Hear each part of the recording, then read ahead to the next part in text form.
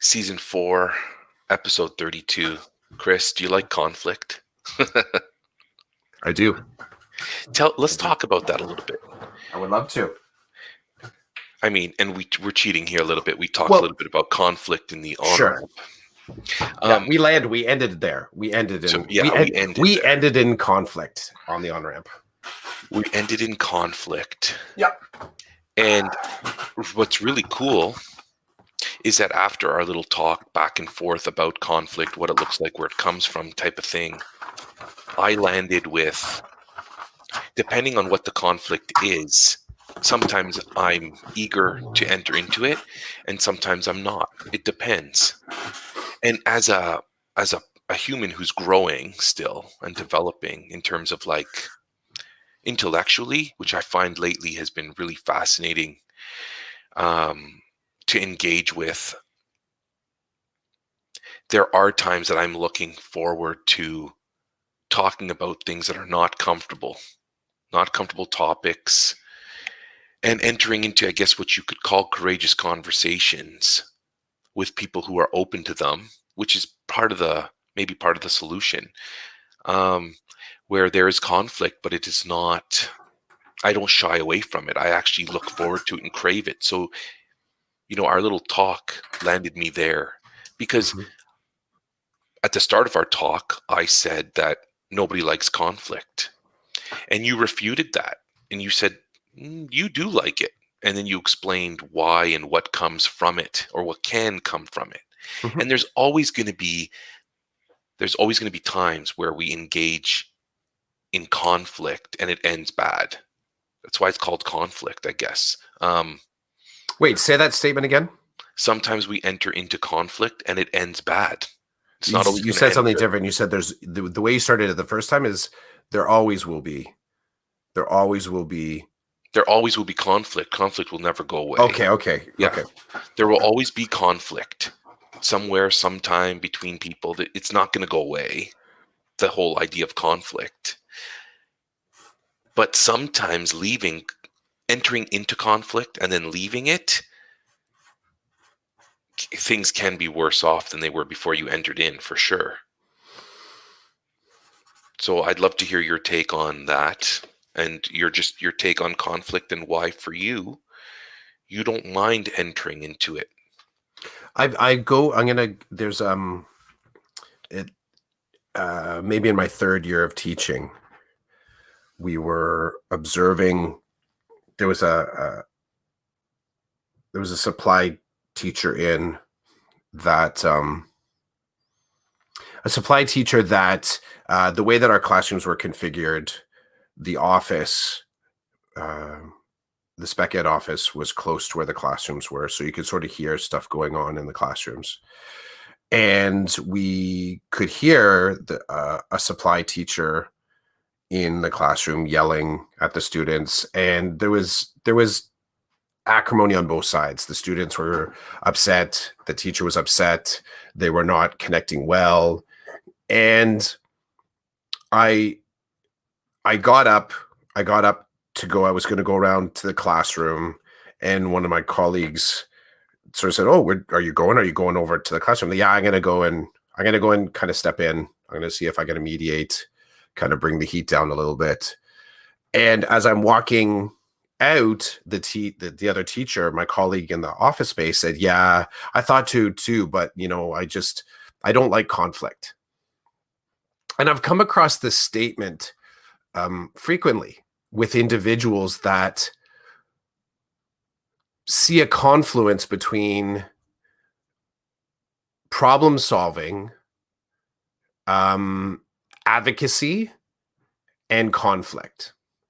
And I don't think it's as simple as that. I don't think that they all connect at the same time in the same way, but often I think when I've unpacked, and I went and I had the conversation and I said, look, you're the adult, you got to kind of come down a little bit. And the students, I was like, we're trying to get work done next door. You're too loud. So I tried to kind of address where both parties were making it difficult for other parties to get their work done.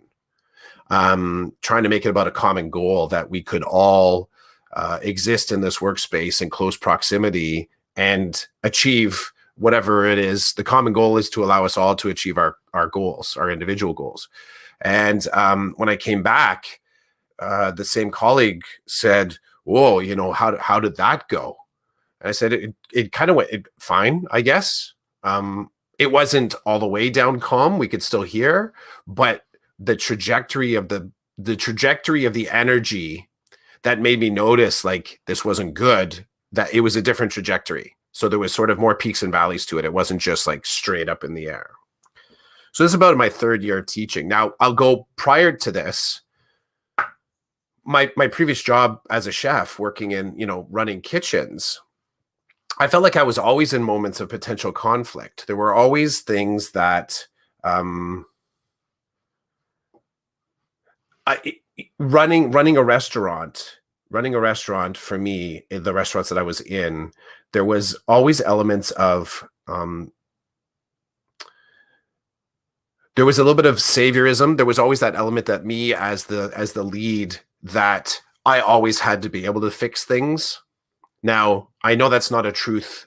That's not a truth. That's collaborative, distributive, whatever the leadership, whatever your connective tissue, whatever your networking is, that's how you sort of solve things, by having bridges, right?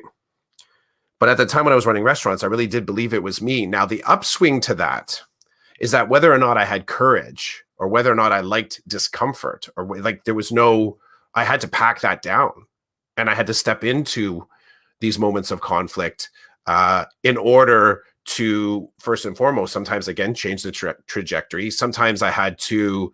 It was about mediation between two staff members. Sometimes it was about one of our purveyors not delivering what they said they would. Sometimes it was about having to sort of provide discipline moments to staff members that had made mistakes and repeated mistakes. So I was always in this process of addressing conflicts and entering into conflict.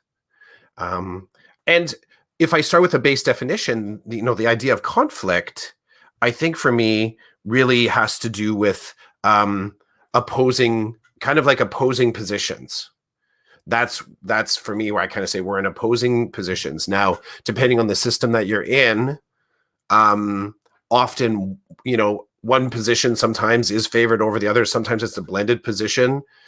So it's never as clear to say that you have to get to the absolute right answer. I think, what is the best? Stephen Covey, I can remember in The Essential Skills for Teenagers, or maybe it was the Son Covey.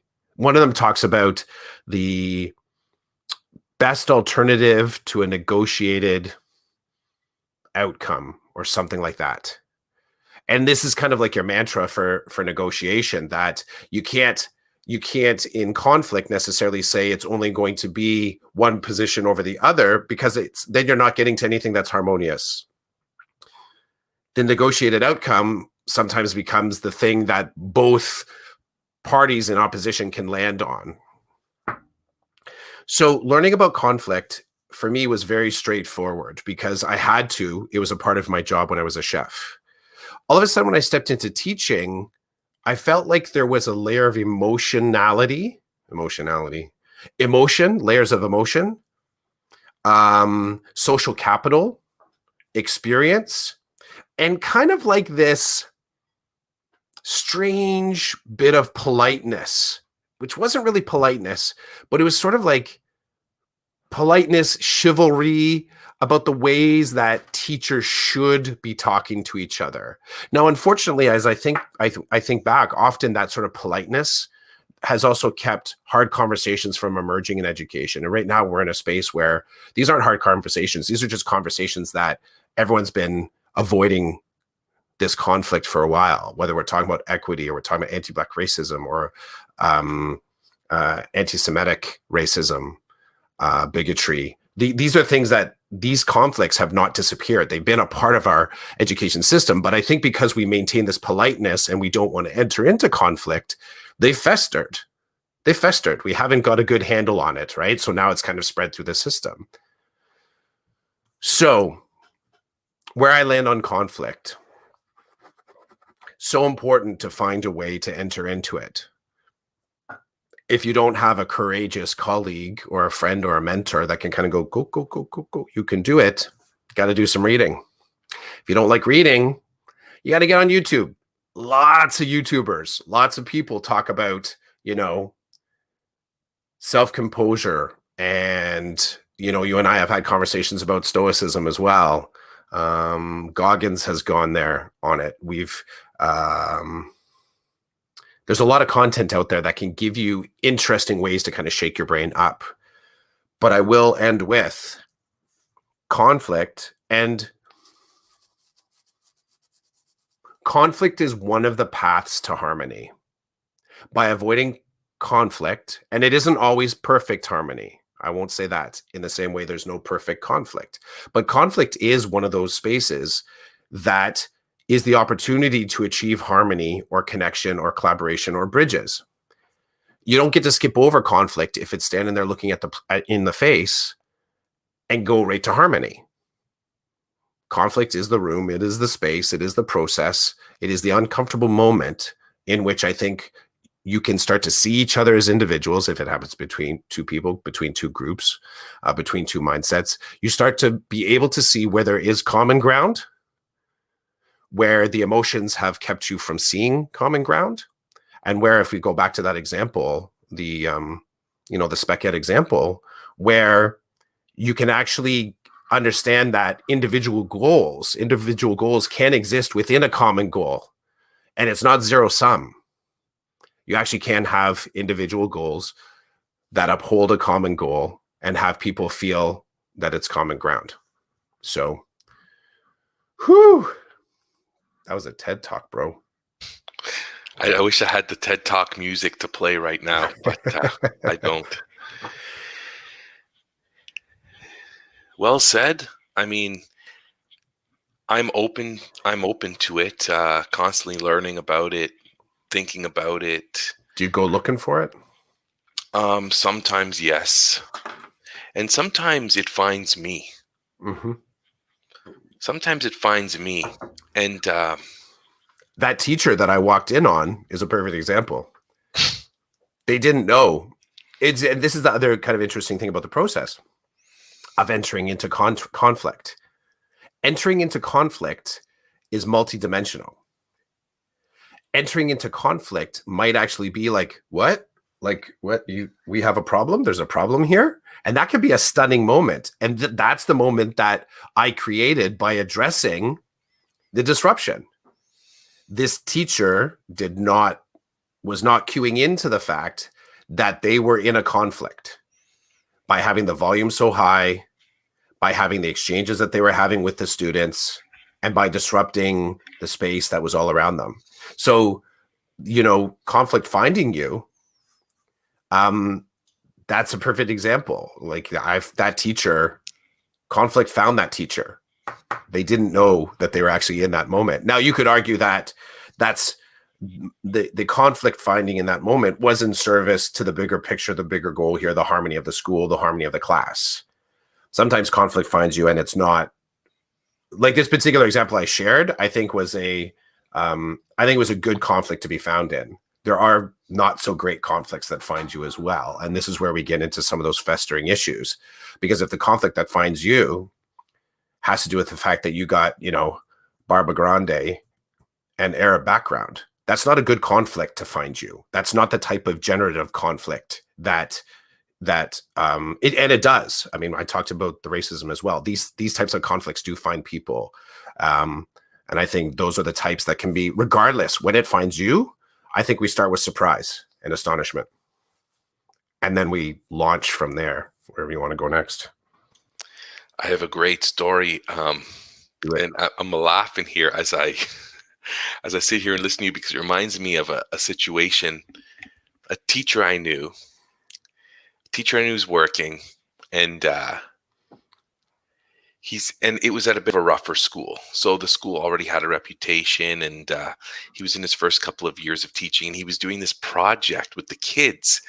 and all the kids had boxes. They were working with boxes. They were doing some kind of activity, and they needed cardboard boxes.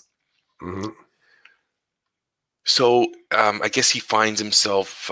It's grade 7 and 8. The kids are being rambunctious, and he's like, "Okay, get rid of the put everything away. We're moving on to the next topic or whatever we're doing in class." Mhm. So that afternoon, the principal calls him and says, "I need to talk to you. Come see me at the end of the day. Um, Somebody came to me with an issue I want to talk to you about." So he's like, "Okay." So he goes to the end of the day, and the principal says, "This afternoon at this time, a teacher came to me and said that you were being really rude and disrespectful to your students." And he said, "Oh, I don't understand. Like, what's the problem?" And and the principal says to him, "She heard you telling your students to shut their boxes, and you were mad. You were like, this is over. It's done. You need to shut your boxes. We're moving on." And she came to the office and she was really distraught. And she said that you just told them to shut up. He's like, "No, no, I wasn't telling them to shut up. I was telling them to shut their boxes." And the principal's like, "This isn't funny." And he's like, "I'm not trying to be funny." And then explained, "We're doing this activity. We're using cardboard boxes." And I was telling them, like, close your boxes, put your boxes away so we can move on to the next thing. And he tells me, and then him and his principal are just staring at each other. And he's feeling like, "Oh, somebody thought I was telling my kids to shut up." I wasn't telling them to shut up. I was telling them to physically close their boxes and put their stuff away so we could move on to the next subject. And the principal's like, "Well, that's not what the teacher told me." He's like, "Well, did the teacher look in the room and see what I was doing? Because if she would have, she would have seen cardboard boxes everywhere, wide open with stuff in them." It was like, "Shut your boxes. We need to move on." And I said, "What happened next?" And he's like, "The principal just kind of looked at me like, that's what was happening." And he's like, "Yeah, that's what was happening. You think I'm just going to start yelling, 'Shut up' to my class?" And the principal's like, "Well, no, but I mean, like, you could have been in a moment of like, there could have been a huge issue and it could happen, right?" So he said it ended in an uneasy way. Like, he left the office feeling like, "I don't think the principal believes me." And he said the look on the principal's face was like one of, "I don't know what to do with this." And then to me, I said to my buddy, I don't know if I'd call him a buddy, my acquaintance, I said, "Do you have a relationship with your principal? Like, do you guys get along? Does he see you working with your kids? Like, does he know that that typically would not be something that would be characteristic of you, to yell out at your class, 'Shut your boxes,' and mean it as in shut up, and not close your cardboard boxes and put them away, we're moving on?" And he said, "Yeah, like, I think we do. I mean, I've been working with him for a couple of years, and and then he said some things to me like, there's been issues before in terms of, like, with the students and stuff. So there's a there was there was a history of conflict around other things in terms of the principal having to mentor this teacher. And I'm not making excuses, but it was a rough school. So, like, the school was known from K to 8 to, like, it's going to be hard. So if you're going to get placed there and you're a new teacher, the probability of you finding it difficult is going to be higher than usual, generally. Mhm. um so anyway, I always, that makes me laugh, because what one teacher hears at one point, what somebody hears you doing at one point in time, there really needs to be context around it, and you need to investigate that context. And I'm seeing it here at home when I'm teaching my class.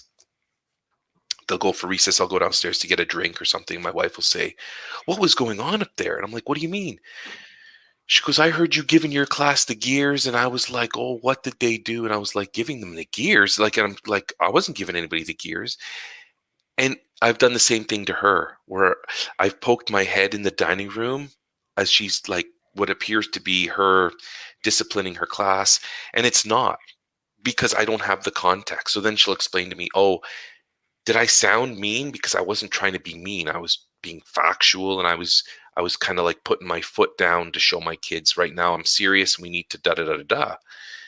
And then it just made me think how important context is. It's so important. Context and relationship, right? So anybody who knows, like the EAs that I work with in my classroom, I think they would tell you that I'm not a mean person. There are times when I'm a little bit more stern with my class than other times, and I think that works out for everybody. But if you're walking past my class and that's a moment of me being stern, or in a moment of real discipline with them, then it might sound one way than when you walk past and we're having our preferred activity time on Friday afternoon, and the kids are like, it's loud, but it's not a bad loud. It's a Mhm. loud that's necessary for um, the activity that's happening. So again, man, um, relationship and context, so important. So important, even especially when it comes to conflict. Like you and I have had some good conversations back and forth where we don't really agree with each other, but it doesn't end with like disrespectful banter. Well, Just well, I think this is what's important to bring back from this, is that the intent in conflict, there's no assured outcome that it's going to end in disrespect. And I think that's the deficit model of looking at conflict. That the outcome from conflict is disrespect or hurt or harm. Like, that's how it's kind of painted. And I think this is where the process, we talk so often about these challenging or courageous conversations, and you have to kind of call baloney on them at some point if we're not really as prepared to also talk about the terms of the conflict and the method of the conflict and the feelings that emerge in the conflict. Like, it's a long, slow process. I would say that if you perceive conflict as, if your resources are scarce in relation to conflict, then yes, feelings will be hurt. You're more assured that feelings will be hurt. Outcomes will be short-lived. Um, uh, Legacy could be that people are resistant to enter back into that conversation with you. Um, I think there's a whole lot. You can keep doing a laundry list if we start from the deficit position that conflict is a bad thing. But I would say that opening ourselves up to this type of relationship building is really important, really, really important. And I would go even farther to say, because we're not as skilled as in it as we should be, there's a whole lot of things that play out on socials, and that you think to yourself, geez, if only there'd be a conversation sooner. If only this had been addressed sooner in some way. If only it hadn't been buried, you know? So I always I don't think that there's no assurance that conflict should feel like anything, should take any particular amount of time, that it should assure that everyone gets an equal piece of whatever they're looking for. All of those things are negotiated once you're in conflict. And it's not a bureaucratic transaction. You can't commodify it, as in say that because I'm bringing this, I deserve this. Because as soon as you do that, you're imposing your will on the conflict, and you probably stop paying attention to the individuals in the room. You bring the agenda as opposed to keeping the actual idea that you have different positions about between you. You keep that idea, you keep that frame of mind. You keep that topic on the table between you at all times. So as soon as someone starts to pull the tug of war rope and the flag gets closer to their side, it needs to be addressed as to how either privilege, power, or social capital is empowering them to do that. But again, that's difficult. That's difficult to do. And I think it takes some skilled steps, maybe even a mediator in the room to help out with that, a neutral observer, which we don't always have access to, but it's definitely handy in the process. Agreed. 100%. Which gets me thinking about the importance of the real importance and power that a third party can have, an impartial third party. Because we don't like having those in the room, eh? We don't like having what in the room? That impartial third party. Not here on Decoded Podcast, no. But, but I think in general, it's kind of a strange. It's a strange. I don't mind. I have to tell you, I don't mind welcoming that these days. I don't mind welcoming that these days, especially when you have a power differential in the room.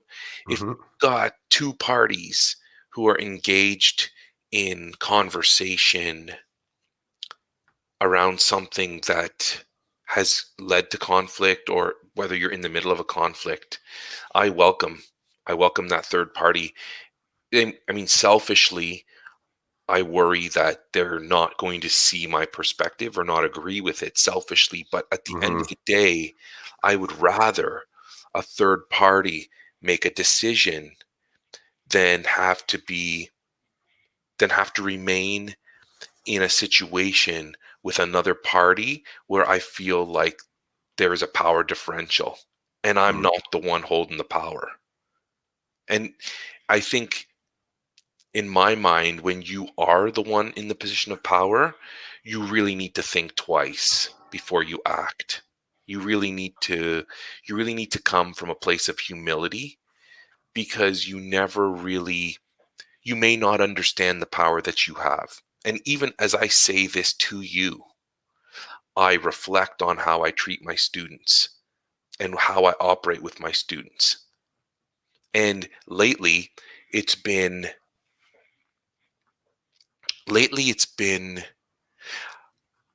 I've been very clear with them, as much as I can be, on expectations and context and how things will operate. So there is like, here's my framework. I require some compliance from you, and the compliance is to live by the framework. So what you do within the framework is wide open to you. And for some kids, they need scaffolding there. It's too much freedom, and that's fine. So some kids need, tell me what you want for compliance. No problem. Other kids need, I don't want to do any of that way. That's cool. Both are cool. So I try to provide a framework, comply with the framework. And if you're not going to, or if you can't, then let's talk about it, because then I can move you in another direction. And I've been very careful, as careful as I can be, like in my own mind, right? Because I'm sure there's blind spots everywhere, but my intentions are good. This week, I had to remove a student from my classroom in the middle of a lesson. Virtual classroom. And I had already built up, what's the word I'm looking for? Like, I built the framework even before we went virtual. And I said, this is how virtual is going to operate. And if I remove you, it's because you've been doing something all along that I've kindly asked you to stop in one way, shape, or form. It's distracting from my teaching and from the other students' learning. And you need to step away until I can talk to you one-on-one and figure out what's going on. But you're not going to railroad my lessons or the learning of your colleagues, because virtual is already difficult enough. There are so many layers that I can't control for and you can't control for. So we don't need stuff in the middle of all that. Sounds like progressive discipline. Well, I'd like to think that I'm being authentic and as fair as I can be in explaining the expectations. Some of those expectations being built with them, so letting them have their voice, letting their voices be heard, which is very important to me these days, and then moving forward in a responsible way, right? Because at the end of the day, are we being responsible? The answer is yes or no. If it's no, then we need to have a chat about that. You need to be corrected. We need to have a conversation so I can understand, you can understand, we can build something to move forward. So So that we being responsible specifically aimed at the students, or you thinking of yourself as well? I'm thinking I'm responsible too. If a kid comes in and tells me this and this and this isn't working for me, I can't just say, well, too bad. Well, I mean, I could, but would that be me being responsible with my power and privilege? No. So, I mean, am I always a great teacher? No. Am I always doing what's right? Probably not. But my mindset is one where I want to move in that direction all the time and I want to Hmm. grow. And this is part of the growth. So I removed the student. Once I said something, I mentioned something out loud, which sucked because then I distracted the whole class. Then the second time I put a comment in the comments in the chat and said, hey, like that's twice now. You need to back off. We're doing something here. And the third time I just removed them and then sent an email saying, meet me at recess in the classroom. We need to talk about why you were removed. Um, and please come, because if you don't, that means I have to pick up a telephone and call your parents and like explain the whole thing. I don't think we need to go there, but I'm gonna have to because I need to deal with it, right? So they came in and I said, hey, this was happening. Were you not around when we talked about not doing that or whatever? They're like, no, I'm sorry, I messed up. The first time I did it, um, the first time I did it was a mistake. The second time I did it was kind of on purpose because it was fun, and then you removed me. And I said, okay, do you want to be removed again? They're like, no. I said, do I need to talk to your parents about this? They said, no. I said, okay, we start fresh. Us have a great recess, see you after recess. And then it was golden for the rest of the day. Um, I have power and privilege there. I can I can kick you out instantly. I don't have to listen to you tell me anything. Is that the right thing to do? No, it's not. It's not the right thing to do, and I need to be aware. And some of my kids, I swear, some of my kids are going to grow up to be like lobbyists and stuff. Some of them call me out 24/7. They're like, hey, you're doing this right now, but you always say that we shouldn't do that. And I'm like, this is great. Thank you, because now I can reflect on what I'm doing, why I'm doing it, and back away. It's awesome when when you can build that with a group. It's awesome. Um, but yeah, I have power and privilege over those kids, and for the most part over some of their parents. Am I using that for good or for bad? I'd like to think I'm doing the best I can to make good out of it. And there are some non-negotiables because I am the teacher, but there's a whole lot of negotiable. I'm Hmm. I'm always ready to listen to you about what you like and what you don't like. I'm always going to listen and then explain myself, and you know what, I try to find a middle ground. I really do. And I've had some really heated conversations with parents about homework over the years, not at this current school I'm at, but the last school I was at. I was teaching grade 4 and 5, and I had a couple of parents that just did not like my homework policy in general, which was, I don't like to send home homework. This is what you can do at home that will be more valuable than me assigning 3 math sheets every night. They didn't like it, and so we talked about it. Remember when we could invite parents in real life, face to face? So they came in, we talked about it, and we ended with we ended with I would be more than happy to prepare more detailed ideas for what they can engage in with their child at home weekly. So I put the onus on myself to create something at the beginning of every week for this child to engage in at home that would maybe feel for the parents more like traditional homework. Right. That's the agreement we came to. Now, I have to say, sadly, they didn't engage in what I created every week. So every week I spent, and the kid was a cool kid. He'd tell me, "Yeah, I'm not doing any of it. My parents know I'm not doing it, but you keep sending it." I said, "Well, dude, I told your parents I was going to send it. And until we have another conversation, I'm going to keep sending it. So every Monday you're going to get this package." And it wasn't like a handheld package. It was like a list with detail and stuff. I was like, "You're going to get these like 3 paragraphs from me every Monday until until we talk again." Because one day, I said to the kid, "Hey, next week I've got some cool stuff for you to work on. Maybe at the end of the week you can bring it in and share with the class." And he's like, "Share with the class?" He's like, "I don't do any of the stuff you send every Monday." I said, "Are you being serious?" And he's like, "Yeah." I said, "So I like built this package for you every week. You don't work on any of it?" He's like, "No." He's like, "I think my parents are just happy that like you send it. So it's there, but rarely did anything ever get done." So those are times where I think to myself, well, that kind of stinks, that kind of stinks. But what I learned from that is I really need to focus with my responsibility. I agreed to do something and I wasn't willing to revisit it. So I would continuously prepare these things for this person that I knew nothing was being done with it.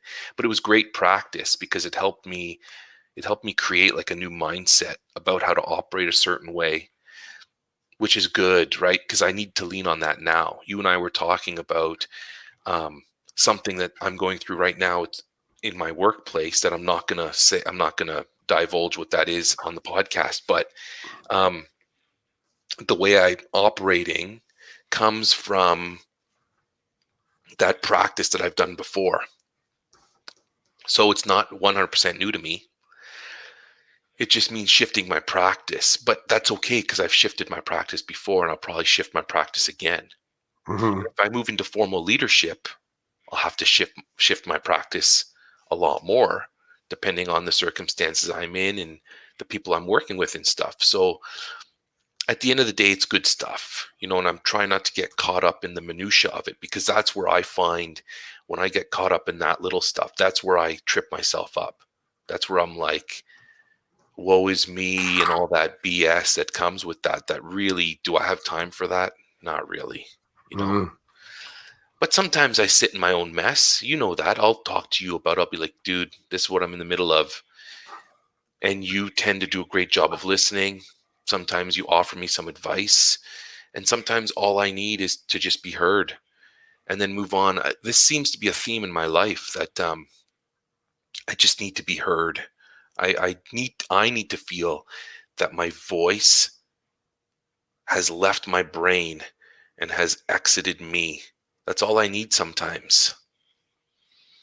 And the rest is gravy. That's the importance of talk. Some people need to do it. Some people need to talk. Some people need to gather and speak. That's what some people need. I think I'm one of those people, but I don't want to I don't want to have to rely on that, right? Like I don't want to have that as my default Which because you can't always have it. the talk? You can't, yeah. I mean, you can't always find someone to listen to you. I know that sounds weird, but it has to be the right person. Sometimes you don't want to talk to whoever's in front of you about whatever topics on your head. That is true. Yeah, that is true. I understand that. Like who's available at this moment is not the right person to deal. Well, this dude, I hate to jump in again, but this reminds me of something that I really want to say out loud. So I don't know if this happened to you. It's probably happened to everybody. Sometimes, sometimes you will enter into a conversation with someone that you don't particularly get along with or know very well, Mhm. but they disclose personal things to you. And you're like, why is this person telling me this? I've done a really good job over the past, I don't know how many years, shifting away from why is this person telling me this, to holy cow, am I ever in a wonderful, privileged situation right now where somebody feels enough trust to disclose something to me and they barely know me? It shifted from burden to privilege in my brain. Burden to privilege. Burden is in, I don't even want to be talking to this person right now, to privilege of, this person really needs to get this out of them right now. Hmm. And Hmm. I'm there. And I need to respect that. And I need to be true to that. I don't have to like the person. I don't ever have to really engage with them. But if they're willing to drop something on me like that, then I believe it's my responsibility to hold that with some type of honor, in terms of listening to them, acknowledging them, and then maybe knowing a little bit of that about them so that it softens me the next time I have to interact with that person. And I felt that this week a couple of times with my school board. My school board's doing the equity team's doing focus groups with people of color, LGBTQS plus people, and First Nations, Métis, and Inuit people. Hmm. They My school board's doing a census, but before they push the census out, they want to talk to people of these minority groups to say, these are the types of questions we're going to be asking. What are the blind spots? Where are the blind spots? What is missing in your perspective? What do you feel there needs to be more of? And I attended two out of the three that happened this last week. Well, two happened this week. I attended both of them. And in one place, I had a lot to say. In another place, I had a lot of listening to do. And Hmm. I attended as an ally. And it's I want to be there to support my colleagues. I want to be there to support my students and their families, but I don't have an understanding. And it's important for me to listen and to learn so I can understand. And again, what I just said to you about listening and seeing it as a privilege and not a burden was at the forefront of me being part of this experience. Is that what an honor it is? How can people walk away from these conversations and not feel compassion for other people? That's how I felt. You know, how can I listen to these people's, their stories, their truth about who they are, where they come from, their fears, their dreams, their wonderings? How do I hold that in a special place to honor these people, to move forward and make positive change, be part of positive change in my workspace? I think what you're laying down with us having, any official kind of training in per se is how to enter into conflict. This is a method for entering into conflict. You're speaking very clearly about the necessity of listening, not centering yourself in the other person's position, taking it slow, seeking invitation. These are all ways of entering into conflict. These are the things that I don't think are necessarily considered when someone says, I don't like conflict. Because when you frame it like that, I'm guessing a few people will kind of say, I like that. I like that idea. I want to enter into conflict that way. You don't always get to. But when you put that on the table and you're sort of like, which one do you want? I want that version of conflict. And again, when conflict finds you, it can be different. When conflict finds you, it can be different. But how you just laid out very clearly, that sounds like a beautiful way to enter into conflict. Because the other thing too is you're prepared. You have the privilege of preparation time. So you can enter into this space. You didn't say this, but as a co-conspirator and as an ally, in a good way, knowing that you want to support your allies. We've talked before about conflict of interest. And, we'll credit Pam Agua for dropping this kind of truth bomb about the potential, the positive potential for conflict of interest in the room as we understand it, because conflict of interest suggests that you have an ally there that someone might suggest shouldn't be. And we're going to sort of try and neutralize this. We're going to neutralize it so that, nobody has an extra person in their posse or in their crew or in their support system, right? We're not going to have any extra players here. It's only going to be, person to person competition. But the way that you sort of laid out entering into, I love it because it's individualized.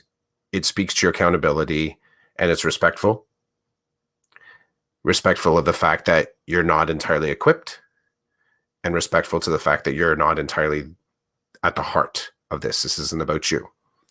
So that was very cool. Conflict. Aren't you glad we're talking about conflict today? Today on Decoded Podcast, Roland and Chris enter into conflict. Yep. I can't wait to see what you have drawn. We're not completely at the end of our time, so I'm not trying to like prompt you to show us, but I am excited about what you have today, because the talk, I think it's a very timely talk. You think? I do think. I mean, let me add some context. So in my context, my school board's in the middle of entering into courageous conversations with people who generally are not heard or seen, and so I think it's important. I think that causes conflict. And one thing I notice is there's no sometimes there's no winning, no matter what you try. Like some of the things I heard this week, there are some people who are quite angry about the state of affairs within my school system, and they just needed to say it, right? And people are like, well, how are we going to solve this? Well, it's not going to be solved in a day or in a week or in a year. Like this is where you put your money where your mouth is. You seek out feedback and consultation. Well, now how do you move that into action, right? And this question came up a couple of times this week.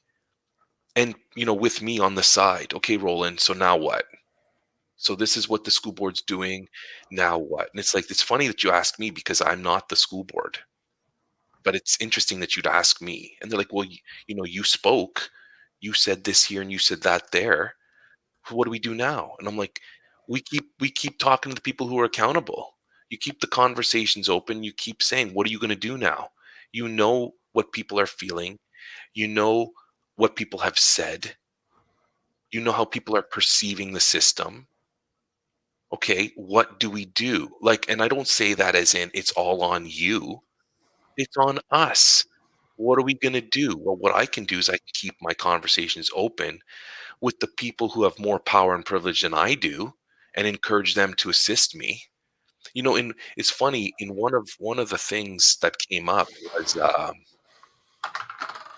I said something about go back and talk to your administrator about starting a book club, and like doing the work, and like reading about some of these topics and ideas we're discussing, and learning about them and talking about them. It's difficult to do so, but it's worth the time to enter into it. And one of the responses was, what if they push back?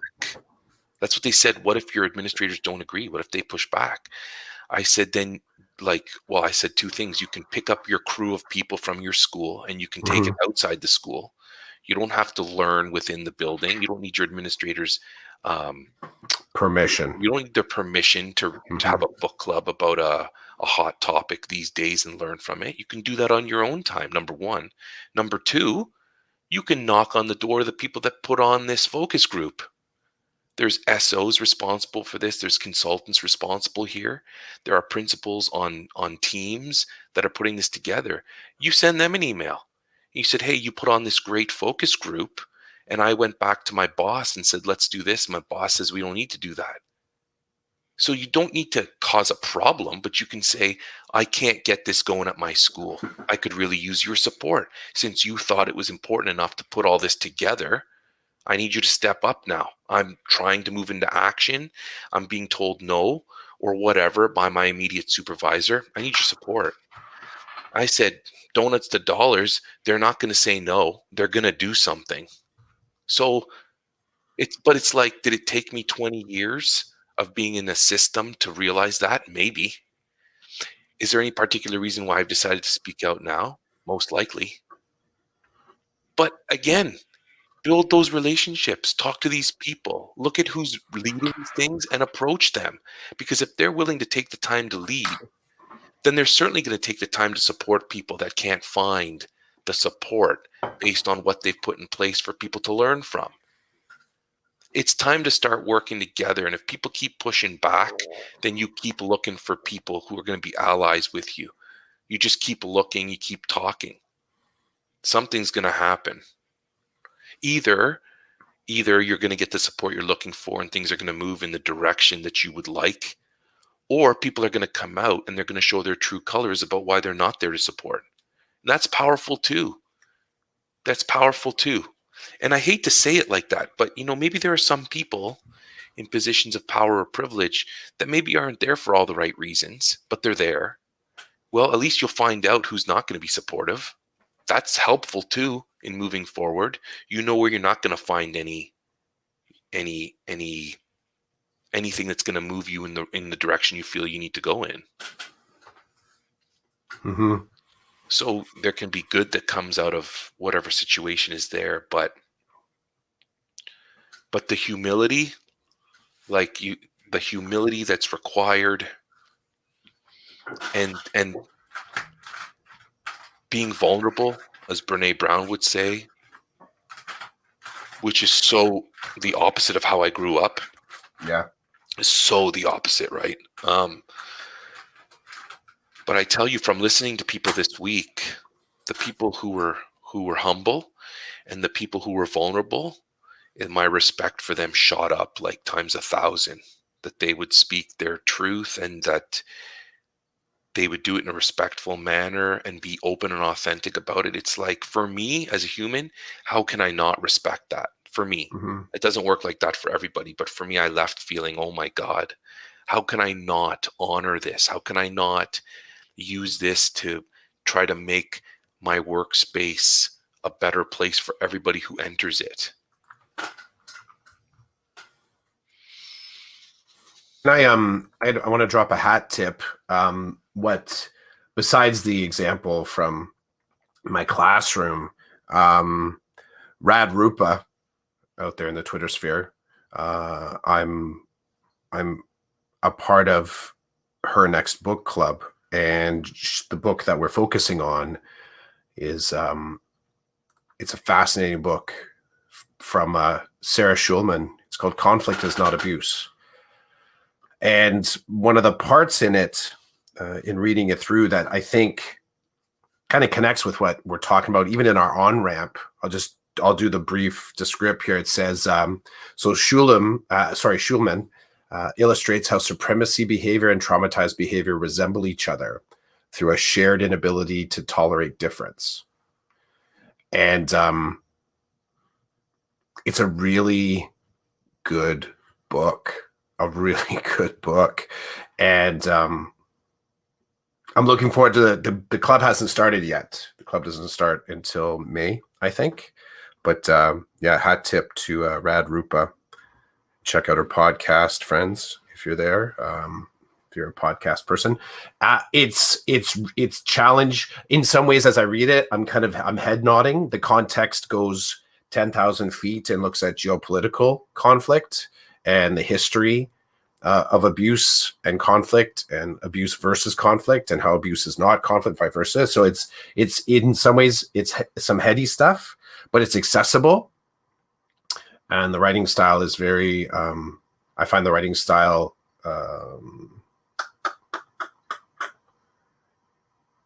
simple enough for me to wrap my head around, yet it's kind of launching me into different kind of pathways to do some side research, especially when it talks about conflict on a global scale. So it's sort of inviting me to see conflict and the methods of conflict as not only sort of like a micro thing, like between you and I on the podcast or between myself and a colleague, but also to see how these frameworks play out between cultures and populations. So it's cool. Conflict is not abuse. Sarah Schulman. I like that. I may lean into that, and I may lean into that and check that out, because that sounds very interesting to me. And something that what I love is I don't know if I would have come across this book anytime soon. I dig that I put my reading curiosity ahead of what my reading interests were. So by participating in this this book club and saying, okay, pick something that is to Rupa, like, go ahead, tell me what we're going to read, and I'm going to engage with it. So being open to that, just kind of someone else telling me what to read, which I don't engage with that side of me too often. I like to be a little bit more, have my hand on the wheel, let's say. So, yep. Cool. Yep. I think it's time now. Oh, is that time for the drawing? Okay.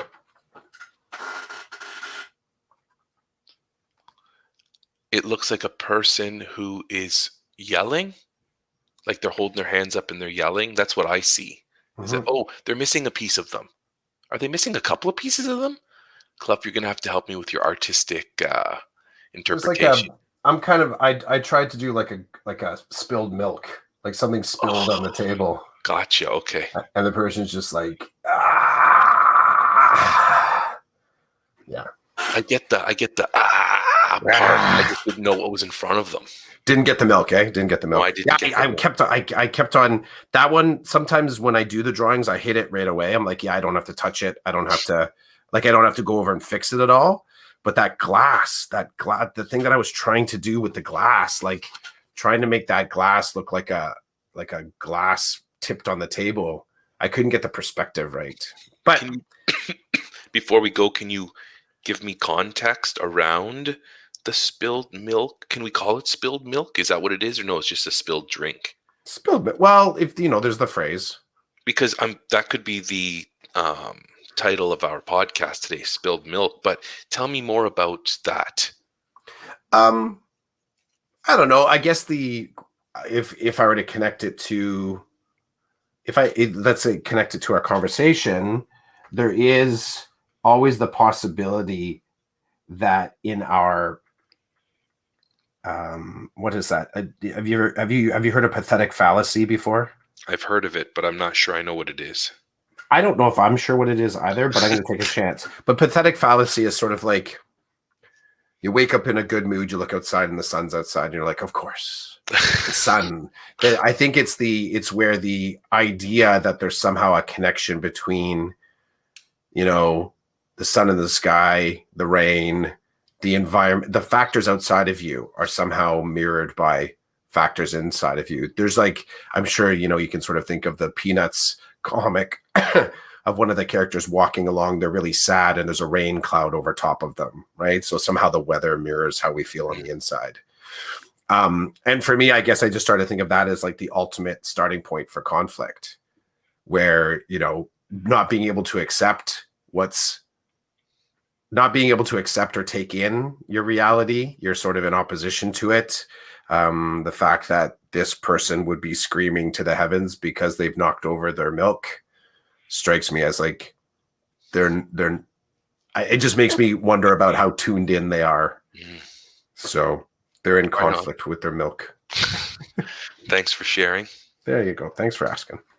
And that was season 4, episode 32 of the podcast. Have a great day, Clef.